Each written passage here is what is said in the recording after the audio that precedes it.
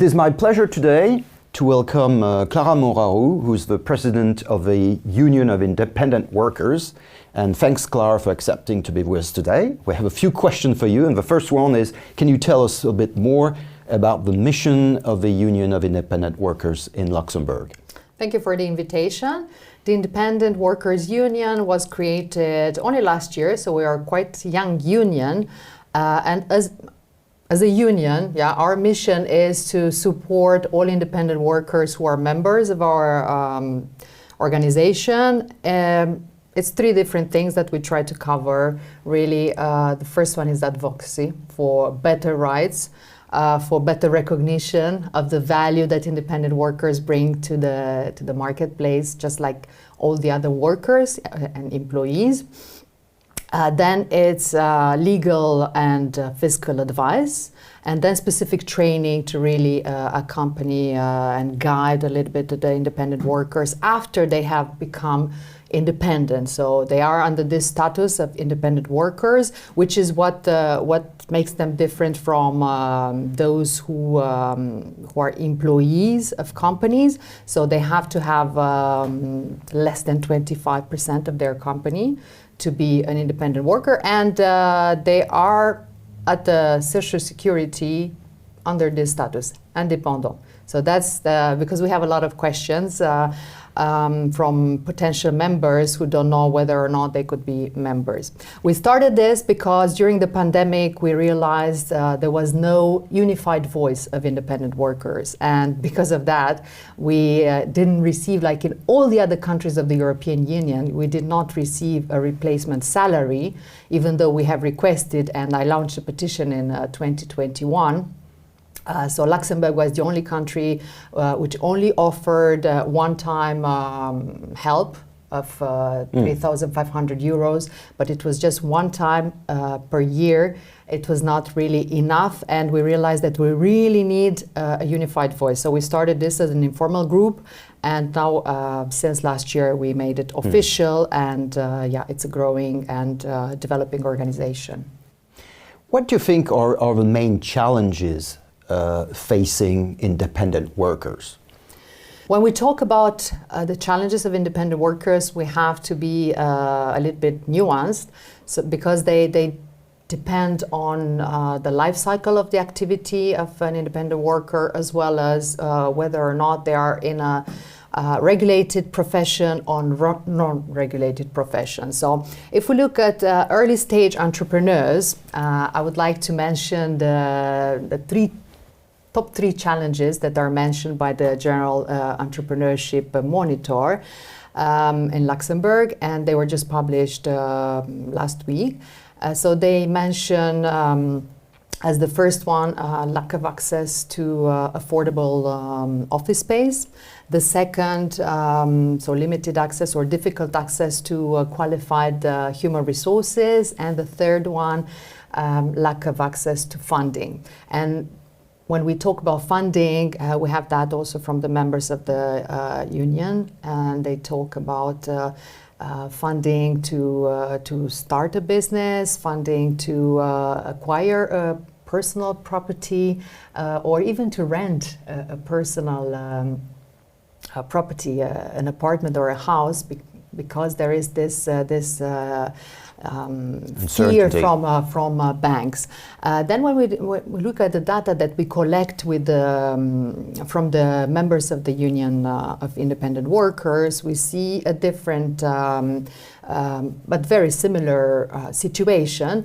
Maybe because our members, the majority of them are solo entrepreneurs, solopreneurs. They don't have employees, so their reality is a little bit different than the reality of other people who might start a company with employees and who might be supported by venture capitalists, for example.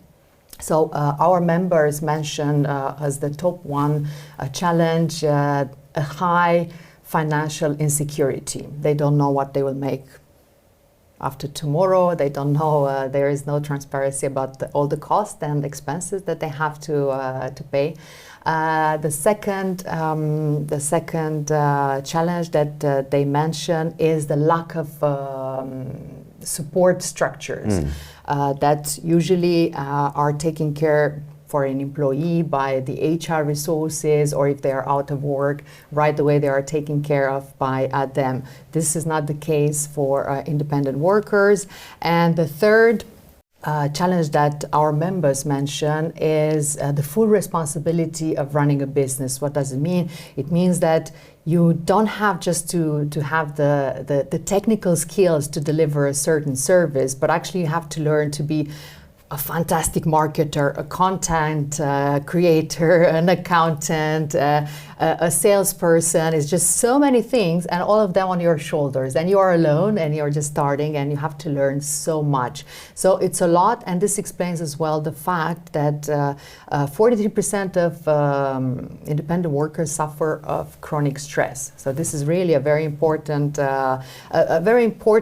reality that we have to keep in mind. So it's insecurity, financial insecurity, is lack of social structures who support them, and running a business.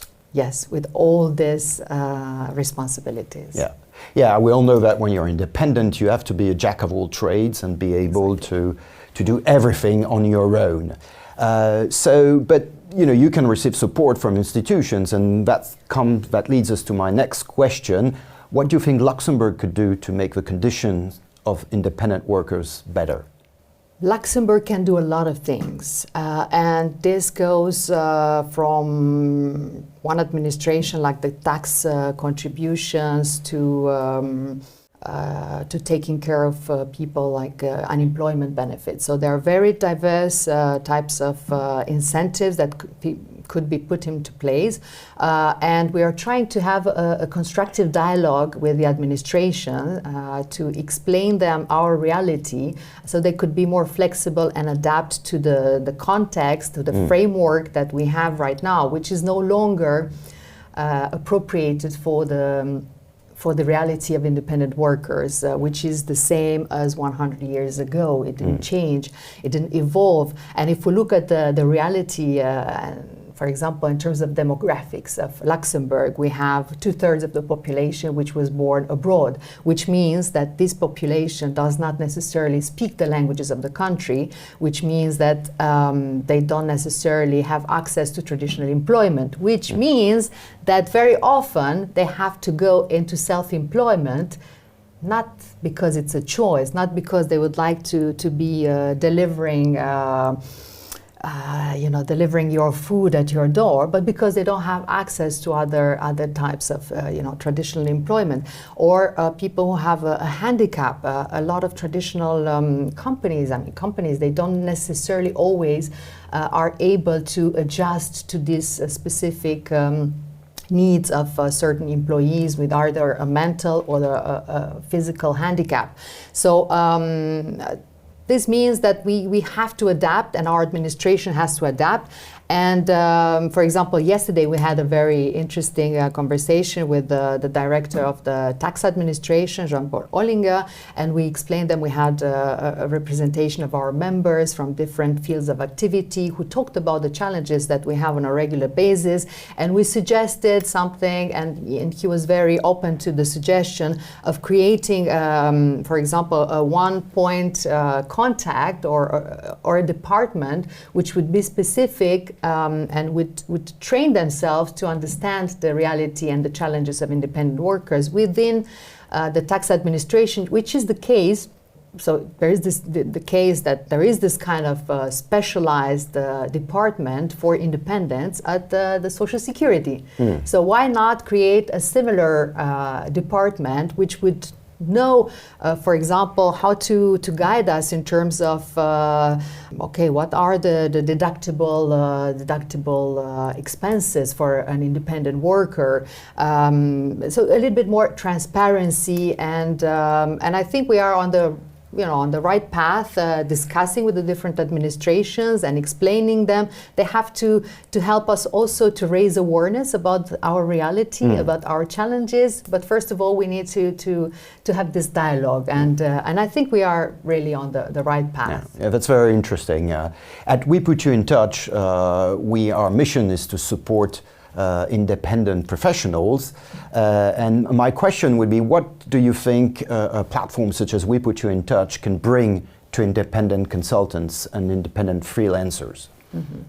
It's a very good question, and I'm happy that you actually specified which kind of platforms you refer to, because very often in Luxembourg when we talk about platforms, people think about platforms like Uber or Volt, which are seen or have an image of not a good employer or not very fair conditions. But when I look at what you are trying to do with WPYiT, is we really it's bringing together actually resources that are available, expertise that companies are looking for, and companies looking for those. So it's really matching jobs and bringing together. And I know a lot of our members actually are looking for this kind of platforms to have some additional work when there is, as an independent worker, we have ups and downs. So some clients who without any explanation, they stop contracts. So what do you do?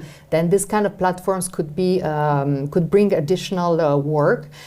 Could bring a diversity of clientele. And what I find very interesting is that it also brings a certain framework, which is, so it's the legal framework, the accounting, it makes the administration a bit easier for the independent worker who would go through such a platform, because then you can follow up the contracts. There is already a template that you provide the independent worker, and then you can see the invoicing. Everything is kept into a certain format. So I find that this is a great added value, and I wish to see more of this kind of platforms, or better known actually what you do.